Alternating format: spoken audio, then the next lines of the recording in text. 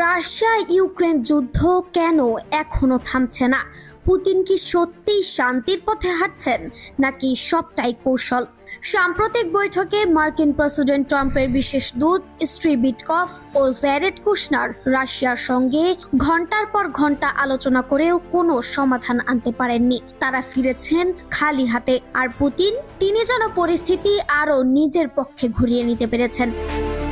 যুদ্ধের শুরুর দিকে পুতিন ভেবেছিলেন দ্রুত জয় সম্ভব, কিন্তু যুক্তরাষ্ট্র ও ন্যাটোর সহায়তায় ইউক্রেন শক্তভাবে লড়াই করেছে। একসময় মনে হয়েছিল ইউক্রেনই এগিয়ে, কিন্তু ট্রাম্প দ্বিতীয়বার ক্ষমতায় এসে জানিয়ে দেন এই যুদ্ধ আমেরিকার নয়, তাই আর অর্থ ব্যয় করবেন না। এতে ইউক্রেন অস্ত্র ও তহবিল সংকটে পড়ে, রাজনৈতিক অস্থিরতাও বাড়ে। বিপরীতে রাশিয়া ধীরে ধীরে অগ্রগতি অর্জন করে। এখন পুতিনের লক্ষ্য শুধু যুদ্ধক্ষেত্র জয় নয়, তিনি বিশ্ব রাজনীতির ভারসাম্য নিজের মতো সাজাতে চান এবং বহু বছরের মার্কিন প্রভাবকে চ্যালেঞ্জ করতে চান। এই কারণে বড় প্রশ্ন রয়ে যায়, এই যুদ্ধ কবে থামবে? পুতিন কি সমঝোতা করবেন, নাকি পূর্ণ বিজয় না পাওয়া পর্যন্ত লড়াই চালিয়ে যাবেন?